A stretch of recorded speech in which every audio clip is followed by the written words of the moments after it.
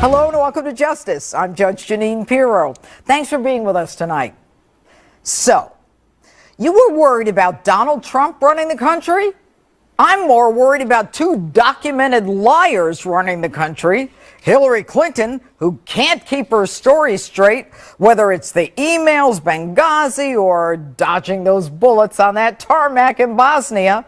And now, Elizabeth Warren, make-believe Native American claiming Cherokee heritage, which minority status was used to promote her at Harvard Law School. The rumor tonight, Hillary Clinton may pick Massachusetts Senator Elizabeth Warren as her vice presidential running mate.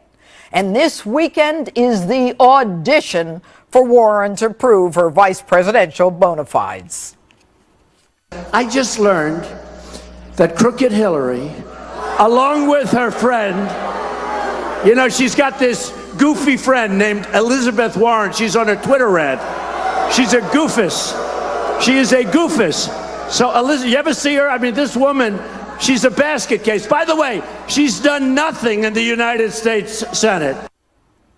And more than that, the Twitter war between Donald Trump and Elizabeth Warren is already locked and loaded. Now, Elizabeth Warren doesn't even like Hillary Clinton.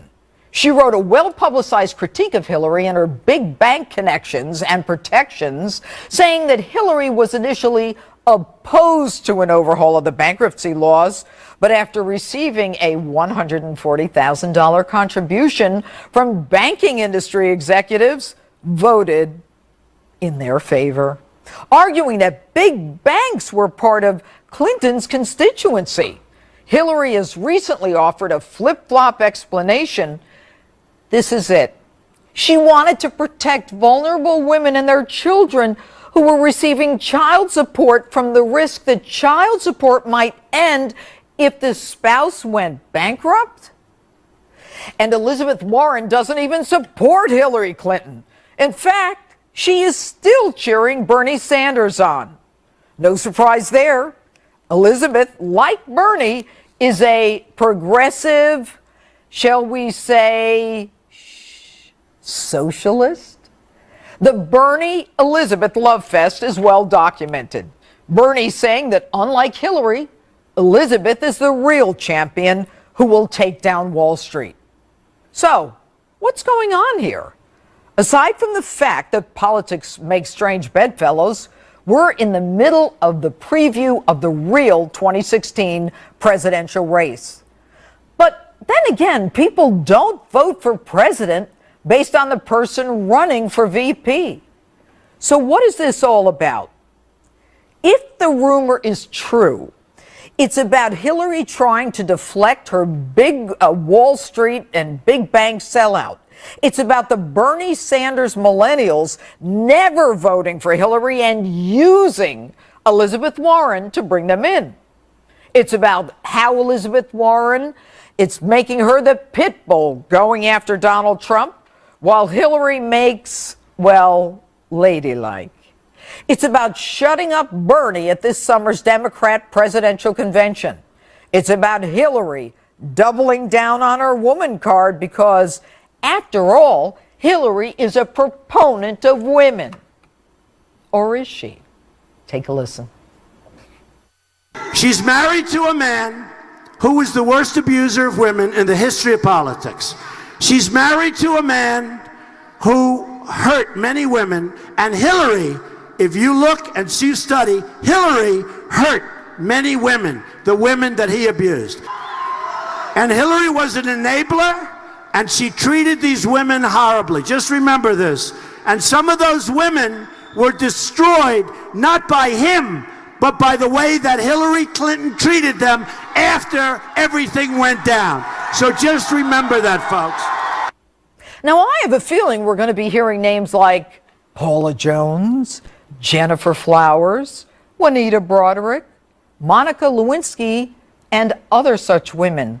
But I doubt they'll be coming out for Hillary. Plus, Hillary might be a little busy, given the reported upcoming interview with the FBI, which, of course, she hasn't heard anything about Another lie that didn't even last a week. And the fact that the feds seem rather serious extraditing a convicted hacker from Romania who says he hacked into Hillary Clinton's emails, putting truth to the lie that Hillary had no Benghazi emails, not to mention the risk of our secure records being subject to exposure, but more the reality that it did happen. So stay tuned, folks. It doesn't get any better than this. And that's my open. Tell me what you think on my Facebook page or Twitter, hashtag Judge Jeanine. And with me now is principal at the Dewey Square Group and Democratic strategist, Marianne Marsh. All right, Marianne, hello. Is Elizabeth Hello. Warren auditioning? And why would Hillary pick her? Well, I didn't underestimate Donald Trump when he first started to run for president, and you shouldn't underestimate Elizabeth Warren either. The most dangerous person in politics is someone who has nothing to lose, and Elizabeth Warren has nothing to lose in this fight. And the fact that she's taking on Donald Trump the way she has on Twitter these last few days not only elevates her amongst her supporters across the country, which she's put together in less than 2 years. A lot of the people here in Massachusetts who first voted for Scott Brown, then voted for Elizabeth Warren against him, put her in the Senate. Those are the same people here who voted for Donald Trump in the Massachusetts primary. So she appeals to a lot of the union workers here, rank and file, blue-collar workers. Those are the same people who voted for Donald Trump that like Elizabeth Warren and voted for her too. She has a great way to reach them. She's Marianne, very that's effective great, at it. except this is a national convention. So, I mean, the fact that Yeah. these people in Massachusetts like her, and I know Massachusetts is an important state, but at the same time, I was looking up Elizabeth Warren's record. And, apparently none of the legislation that she sponsored ever became law. I mean, it's just she says she's proud of voting against the Keystone Pipeline, which would bring jobs, of course. But other than that, she's a good talker. And the truth is that she's got some real issues, credibility. I mean, this whole Native American thing, and it maybe wasn't something that was such a big deal, but now that she's on the national stage, it will be. Well, a couple things. I mean, remember, she's in a Republican Senate run by Republicans and Mitch McConnell, but she is holding Wall Street accountable. So that's why she hasn't gotten anything But in passed? 2 years, Judge, well, look, the Republicans are the majority. There's a reason we only have 8 Supreme Court justices right now. That's one of the reasons. So all right. If you're a Democrat, she's working very hard to get things done. She's holding Wall Street accountable. She's trying to get colleges doing that? refinanced. Explain to me how she's doing it. A woman you say doesn't have power is holding Wall Street accountable. I could go out and give a good speech too. Maybe for $285,000, I could give a great speech. But let's move on. I have no doubt you could, Hillary Judge. is doubling down on the woman card. Donald Trump is doubling down on his calling Hillary the enabler and saying that she's destroyed lives. I mean, I get that she doesn't want to talk about it, but at the same time, when Donald went after Bill, they shut up. Well, look, I think if Donald Trump wants to go back to the 90s against Hillary Clinton, it's not going to be very effective because people look at the 90s now and what they remember is the best economy they ever had and the biggest paychecks they ever had. Yeah, they but don't young look at people, this. the millennials, don't remember that. And they may be hearing about this stuff for the first time. So doesn't it go to your credibility? If you say you're a woman who supports women and then you hear that the one person who had the attack squad was Hillary Clinton. I think when people hear about this, Judge, when you look at the facts, is Hillary Clinton was defending her husband. But once she found out the truth, and she found out pretty much when everybody else did, you didn't hear her, going after those women anymore. That's a fact. You know what, Marianne? I love you. You are so smart. Don't say that. Don't underestimate my viewers and me. I'm not. The truth is, this went from the beginning right to the Oval Office, what he was doing to women. You know it and I know it. I can go through the lawsuit. It's not worth it. But it speaks to, if she's going to play the woman card, she better be a proponent of women. She is. And I think, again, to be fair, she did go after women when she was defending her husband because she felt they were political There's attacks. a difference between you and I both saying, know, I love my husband, and I know this, Marianne, I love my husband. True. You don't trash the women, but let's move on because this is getting too much. All right. I think when everyone finds out the truth, they stop defending What is their the husband. truth? Everybody knows what the truth is. Those lawsuits were settled, several of them with the women. But let's go to the Guccifer. Guccifer is extradited from Romania. I said this a month ago on Justice. All right. Guccifer is a hacker. She comes out and says that the campaign is unfathomable that this guy hacked into a mom and pop homebrewed server in somebody's closet. But the truth is he's a hacker. It's what he does for a living. Sure, and don't you think if he had those emails, we would have read about them by now, and they'd be out in the world, and they would have been released long ago, and we haven't seen anything. So he's in a federal prison for hacking, and now he's talking cheap talk. I don't think he has a lot of credibility. If he's got the emails, show him, put them out there. But I don't think he does, because I think he's not telling the truth. But what if they're top secret and they're not being put out there now? You know, Judge, as you and I know, throughout this whole case, unfortunately, there have been a lot of leaks. And I think if the FBI or anybody else looking at this believed that were true, we would have heard about that too, unfortunately. But do you agree the whole thing's going to be resolved in the next month as it relates to the emails, not the foundation? I hope so. I think it may not get resolved till the summer, though, frankly, but I think what you do see is no one involved with this is saying that she intentionally committed any crime, intentionally violated national security. Well, there have been plenty of leaks, as you know. Love having you on. With me now, Judicial Watch Director of Research and Investigation, Chris Farrell. All right, Chris. Hillary talks to Andrea Mitchell, and she says, nobody hacked my emails. Does Hillary even know? She should know, and she's lying when she says no one did it. Guccifer is very credible. Lying? Well, because we have the inbox of Sidney Blumenthal published in The Guardian. We have the assessments of people like Michael Hayden and General Flynn, who said that they would be disappointed if their former colleagues in the KGB and the Chinese intelligence service hadn't hacked a wide-open outlaw server. It's improbable, it's unbelievable that any first world foreign intelligence service wouldn't target an incredibly vulnerable server like that. All right, but let's go to the fact. If Guccifer, the Romanian hacker who was in Romania for hacking in a Romanian jail, not our charges, but if he did hack, wouldn't the FBI be able to identify where he was hacking from and whether he did the hacking? Wouldn't there be a physical location identification? Absolutely. They can forensically walk it back. And frankly, that's why he's sitting in a jail in Alexandria, Virginia right now. They didn't extradite him because they had nothing else to do one week ago.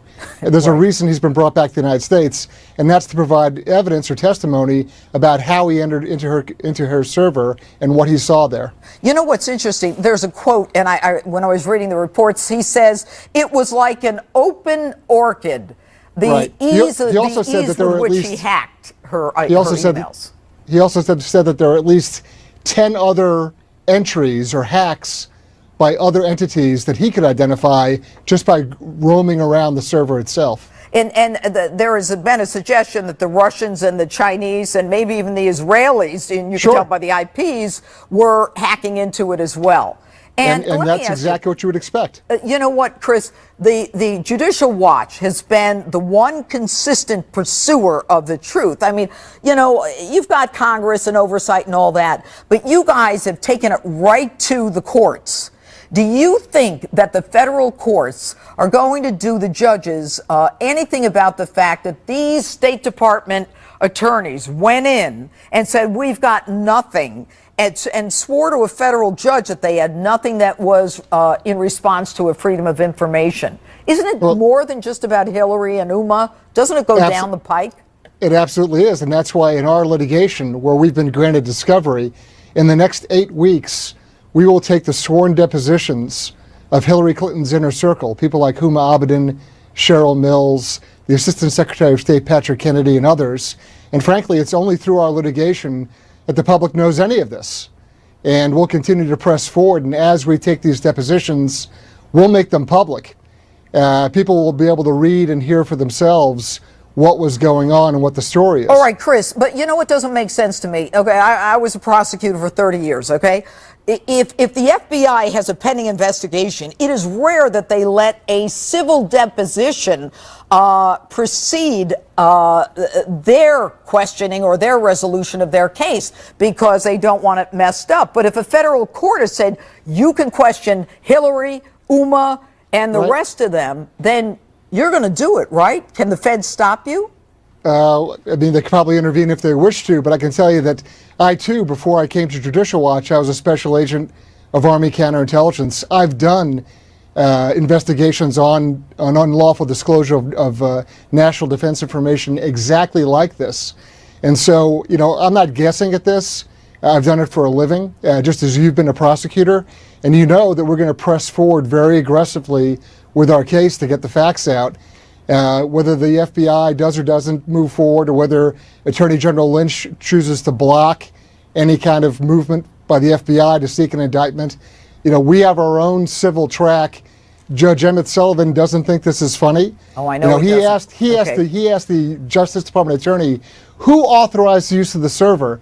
They couldn't answer. Oh, there's a shock. Anyway, it's Chris, insulting. I'm running out of time, but we're going to have you back, and we'll be watching very closely. I can't wait to hear what you get in those depositions. Chris Farrell, Judicial Watch, thank you. And still ahead tonight, street justice at Trump Tower. Plus, he was a prominent anti-Trump pollster leading the charge to stop Donald Trump from getting the nomination. So what's he going to do now? Ed Goes is here, and we're going to ask him. Plus, Paul Ryan isn't ready to support Donald Trump. Is that leadership? Is that unity? Three of the GOP's best are here to discuss the decision, or lack thereof, and what it will do to the party. Justice is coming right back. Don't go away. Donald Trump is the last man standing. Conservatives across America, though, have spoken. But the question remains, will the GOP unify behind the presumptive Republican presidential candidate? Or will some in the establishment risk everything by supporting a third-party option? Joining me now to weigh in, Republican pollster and former advisor to anti-Trump Our Principles PAC, Ed Goes. All right, Ed, good evening. Hey, Last Judge, time how you are were you? here, you said that, you were part of the anti-Trump, one of the super PACs. You still anti-Trump? Well, no, I'm going to support the nominee, Judge. Are you going to support Trump? I'm going to support the nominee, and Trump is the nominee. Are you saying that there's a possibility Trump will not be the nominee? No, not at all. I am supporting the nominee. Trump, I believe, will be the nominee at this point. And well, who's Judge, gonna beat him? you've been very you've been very gracious over the years. No one's going to beat him. Okay. I said I support the nominee. He is the presumptive nominee. Okay. Okay. What Everyone happens can't to be as all the gracious money? as you are, Judge. I mean, when you ran against Hillary Clinton for the Senate, and Trump contributed 6 weeks? Come on, to Ed. her. Come on. When Trump There were contributed 4 to her, you people, didn't and hold I hard was out. feelings. So let's you and I just settle on this. Where does the money go? Well, I think that's going to be tough. I mean, one of the things I think we now have to look at is that we have Trump is going to be the nominee for the Republicans. I think Hillary is going to be the nominee for the Democrats. They both have historically high negatives. There's no telling where this race is going to go. It's going to be a very tough race. But in the short term, one of the things we have to be really paying attention to is the difference between Trump's being slightly higher on his unfavorables And that's not what Hillary. I'm asking you. Where is the money going? In other words, there was a lot of money that was going into the anti-Trump movement, okay? Yeah, And right. now, where is that money going? I think you're going to see some of it go to Trump. You're going to see some of it going to try to hold the Senate and control the Senate. I think some of it may not buy in until they see if he puts his money in. I'm not part of that. I was Hasn't only he part already of put his money in the primary? Well, one of the things we're facing, Judge, and I say we as Republicans, is the Hillary super PAC has already put down $100 million of TV starting in June to go against Trump. They're going to try to do to Trump what they did to Romney, and quite frankly, has higher negatives than Romney did at that point. That is what we're facing. That can't be party money. That's going to have to be money that the super PACs for Trump are going to have to raise if we're going to offset what the Democrats are doing. And they're taking a page right out of the with playbook. all your connections, Ed, will you try to get some of that money that was anti-Trump to be for Trump? Judge, as you know, I'm not part of the money circles. I'm a pollster. I work in the campaign. I work in the trenches. Okay. I will be back in the trenches working for our nominee and working for all our candidates. All right. And at the end of the day, are you going to vote for Trump? I'm going to support the nominee. Yes. Ed, you should run for office. I know better. You do that Washington two-step very well, Ed. Well, and Judge, in all fairness, one of the things that is very important for the Trump people to understand, look, I know Paul Manafort, I know Rick Wiley, they're very smart. Manafort, in fact, is sometimes brilliant, is that we have a large chunk of the Republican voters, not the establishment, voters across the country that are fairly negative to Trump. He needs so what do you want to do? What is the point of people saying that? And I got to go. But so what? They're negative to Hillary. Move on. Pick a horse. But Trump needs to be reaching out to them, and that's the key point. All right. Candidates always have to reach out. He needs to be doing that to Republican voters now. I think he's been doing that for 10 months, but that's just me. Ed Goes, good to have you on again. Thank you. Good to have you. All right. And next, Paul Ryan, Donald Trump, and the indecision that could cost the Republicans. Also ahead tonight, a special surprise for Mother's Day. Don't miss it. And later, who should be a VP? Monica Lewinsky. Oh! And you never know what kind of answers you're going to get when you take to Street Justice at Trump Tower. Stay with us. Welcome back to Justice. And what a week it's been for the GOP. A presumptive nominee has emerged, and the Republican Speaker of the House says he's not ready to support him.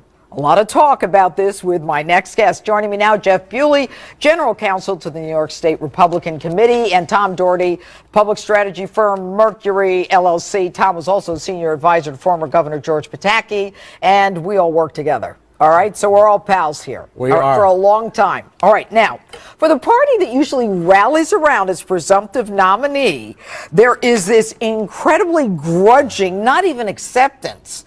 Is this the end of the Republican Party? Well, you really have to look at the primary process, and it's a little hard when the presumptive nominee of our party was Little Marco, Lying Ted, went after George Pataki, went after in a very personal way. We know George, right? But I mean, so it's not personal. He had to get them out. Yeah, but going after him on issue after issue is fine. But it got very personal. So, and in Ryan's case, I mean, you really have to say he's a policy wonk. And so seriously, I think that if he had just said, look, Donald says, look, I got to go and talk to him. We got to talk about policy. You get through it and move on. You know what they're going to talk about? Let me tell you what they're going to talk about. You know it and I know it. It's a shakedown. And don't give me this, Paul Ryan is a policy wonk. Hogwash. Paul Ryan's the guy who comes out and says sanctuary cities are not going to be funded by the federal government and then passes an omnibus budget in the quiet of the night. Get rid of that nonsense. So and they want to criticize Donald Trump for not being conservative enough? I mean, who's the one who's voted for all of these budgets that are so left-leaning, won't stand up to the Democrats? I'll let you answer, Jeff. You know, I think Donald Trump ran a brilliant campaign, but it was an irreverent campaign. Yeah. And that is making the coalescing around him a little bit more difficult, and it's going to take a little bit longer. Although there are signs that it could come together. What do you think he and Paul are going to talk about on Thursday? I do think they're going to talk about policy, the differences that they may have on public policy. I also think that, look, the hardball facts of it is that Paul Ryan has to talk to his membership and say, where and how does this affect your local races? Because at the end of the day, it's his job to remain speaker, right? A good sign for Donald Trump in New York, for instance, Lee Zeldin's seat, right? Zeldin this week came out for Trump. Why did he come out for Trump? Clear politics. The polls showed that in that district where Barack Obama slightly won 4 years ago, this time Donald Trump's winning the district. It's pure politics, and that's what they're going to talk about. But when even Reince Priebus, I mean, there is this grudging reluctance. It is amazing. Here's the bottom line: he's our nominee. You know what I think it is? I think it's the establishment is scared to death of Donald Trump because he doesn't owe them a darn thing. Who is the establishment when you say that? The elected officials, the Congress that's being held in such low esteem, 18%. All right, the lobbyists, K Street. Do I have to tell you guys about lobbyists? No, not at all. Not at all. Look, it's about winning elections. That's what it's always about. It's about who can win. And right now, Donald Trump with an extremely high negative, as you know. So does Hillary. So what? They cancel each other out. But they don't, because the electoral map. What are you going to do? Change the nominee? Look, right now, the race always comes down to independent voters. And right now, independent voters, they are moderate in politics and moderate in temperament. More voters than anyone in the history of Republican primaries. I got to talk to Jeff now. What do you think, Jeff? Well, I think when they meet, Paul Ryan is concerned about the impact of Mr. Trump on down ballot races. Mr. Trump, on the other hand, needs to raise money. So the question becomes, where are all these big GOP donors going to go? And as I look at it, they basically got four choices. One, they can support Donald Trump. Two, they can stop short of supporting Donald Trump but oppose Hillary Clinton. Three, they can ignore the presidential race and send their money to the down ballot races, which quite a few are. Or four, which would be the worst case scenario, they would oppose Trump and or support a third party candidate. Okay. All right. That's brilliant, because those are the options. But you know what's interesting to me? You've got the big spending fracking family behind Cruz is not going to back Trump. Well, Trump is for fracking. I mean, I think energy is going to be a wedge issue this year. I really do. And yet what you've got is a fracking family who won't support him. The Koch brothers are not going to support him. Who else? Charles and David. Is that true? You know, look, the Koch brothers have generally, in past, have really focused on electing state Republicans, gaining control of legislators, et cetera, et cetera. Across the board, it is going to be vital for Donald Trump against Hillary Clinton and the money that's coming in for her super PACs.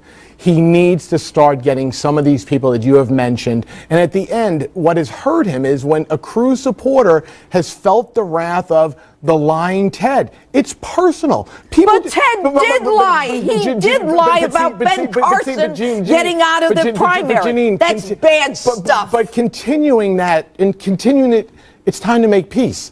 Right? He won. Now he's going to make peace. So make the peace and don't expect people in 24, 48 hours to say, all right, all forgiven.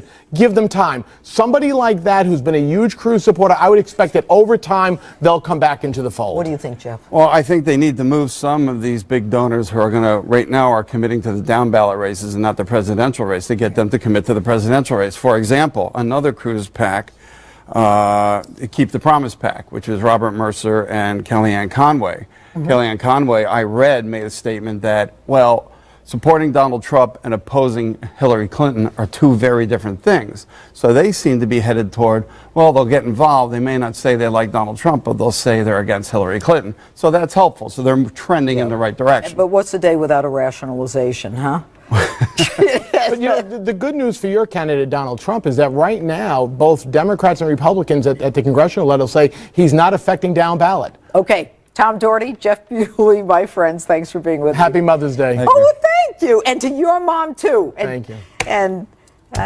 anyway, what does the American Conservative Union think of Donald Trump versus Hillary Clinton matchup? Matt Schlapp, the chairman, is here next. Don't go away.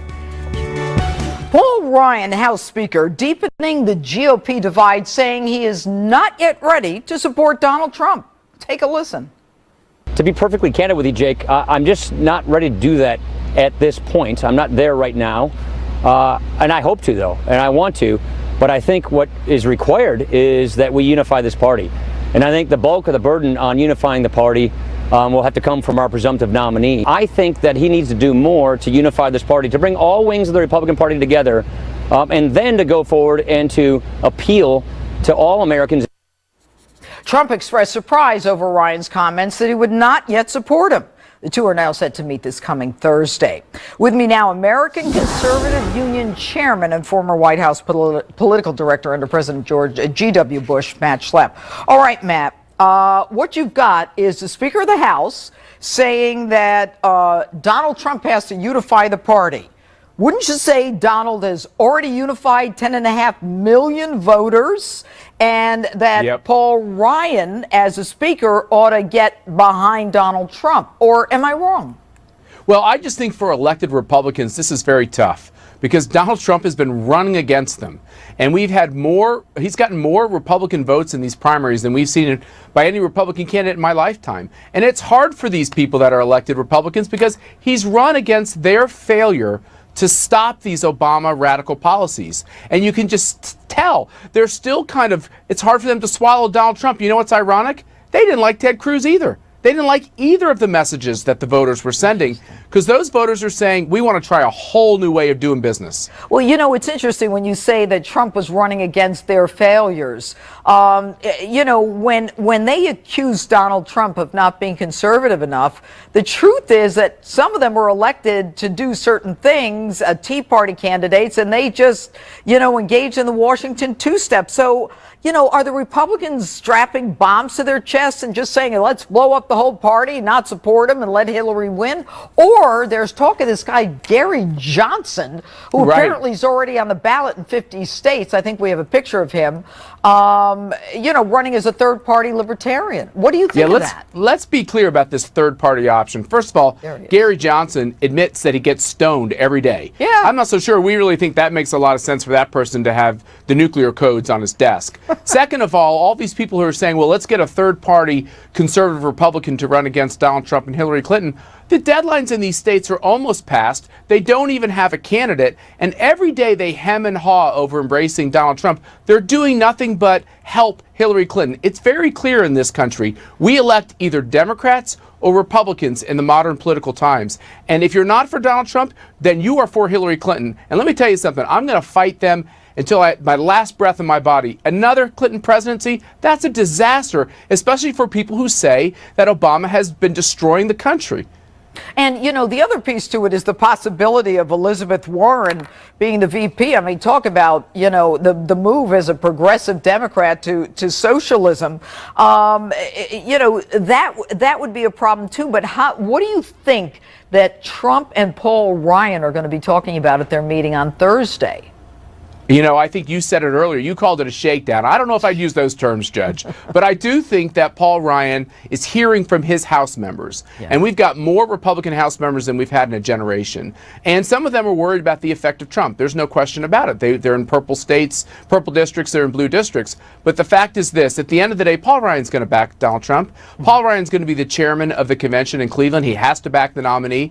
And I think most Republicans, not all of them, most Republicans and most leaders are going to get behind Donald Trump. And Donald Trump is going to get a record number of independents, and I think he's going to get some people from the other side. Remember, 30% of Bernie Sanders supporters are saying they won't support Clinton Incorporated because they think they're just functions of Wall Street. So there's a lot of reorienting going on in the political system, and I think anybody who predicts the general election today doesn't know what they're talking about. And you know what's amazing is when you take someone like Donald Trump, I mean, he's a political outsider. I mean, the guy's never run for office, never even ran for the mayor of the local town. And the fact that he just went up there and did it, and he's got all of these followers. I mean, you would think that the establishment would understand that the American people have spoken. It's our government. It's our vote. It's what we think. But, Matt, we'll have you on again to talk about whether or not they get in line.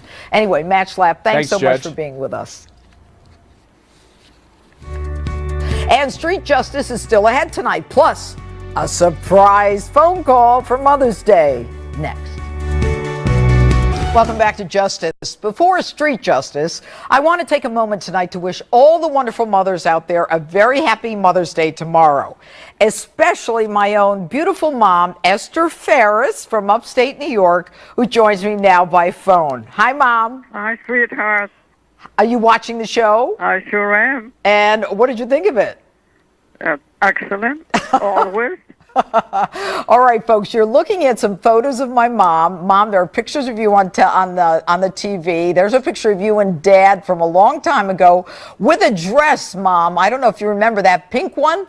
I still have it, the gown. The pink and the green, remember? Yeah. Yeah, I still have that dress. I remember as a little girl, you looked so gorgeous in it.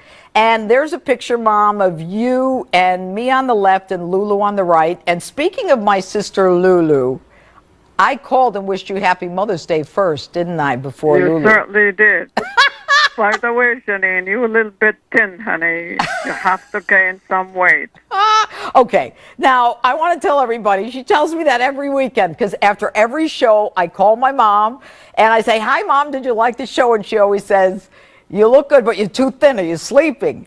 Here's the thing, Mom. I've been going to spin class, and I'm very happy with my weight, so don't say anything. But tomorrow, I'm cooking, and I'm cooking some of the great food that you taught me to cook. And, Mom, I just want to say to everyone, When people say, where do you get your strength from and where do you get your determination from, I always say from my mom, because she's my backbone. We have something to work for you, Jeanine. You could do it all. You've always been since you were a little girl, my sweetheart. All right. I love you, Mom. I love you more in life. Bye-bye, Mom. Bye, my darling. Okay. Now, you've been waiting for it all night. Street Justice is next, and we're going to be right back. Donald Trump is the presumptive GOP nominee. So, for this week's Street Justice, I headed, where else? To Trump Tower to see who I might find. And you'll never guess who I caught a glimpse of.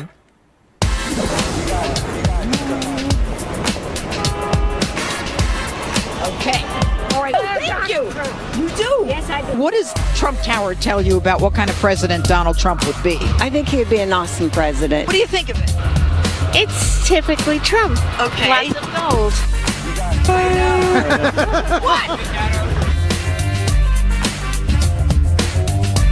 What do you expect to see here? I actually just want to get the Make America Great Again hat. Yeah. Or what do you expect to see here? Donald? And I hear he's in the building, actually. Just standing here at Trump Tower. What do you expect to see? Next president? What do you say to Paul Ryan, who says he's not ready to support or endorse Donald Trump? How about he can go take a flying leap? Are you ready to support Donald Trump? From day one. And what do you say to Paul Ryan? Catch up. Catch up. Paul Ryan is a sellout. Do you ever see Donald Trump here? Yes, I saw him once. Yeah, what do you think of him? He's all right. I like him. I would say he'd be a pretty solid president. And who should be his VP? I would have liked to see Carson, but I don't think he's going to do it. Who should be a VP? That's a tough one. I have a feeling that somewhere in the woodwork is Chris. Chris Christie? Who should be a VP? Monica Lewinsky. Oh! Guess who's here at Trump Tower leaving the building now? What a coincidence. Look at that vehicle. It is literally backing right up to Trump Tower. You are getting a bird's eye view of what it's like to be a presidential nominee. Uh-oh, here comes a big guy. Donald Trump, the Republican nominee for president, about to exit the building, and you can see him coming out right now. And every Secret Service guy is looking at us. Donald Trump, about to leave Trump Tower. What do you think of Donald Trump? He just left. Stupid and strange man. Where are you from? Sweden. Yeah, well, there you have it. And that's it for us on Street Justice. On Not Your Normal Street. And don't forget, if you're looking for a great read or a gift for your mom, pick up my book, He Killed Them All, Robert Durst and My Quest for Justice. The book's on sale now. Remember, friend me on Facebook, follow me on Twitter and Instagram at Judge_Jeanine, Jeanine. Thanks so much for watching. The Greg Gutfeld Show is next. See you next week. Same time, same place, same me. Happy Mother's Day!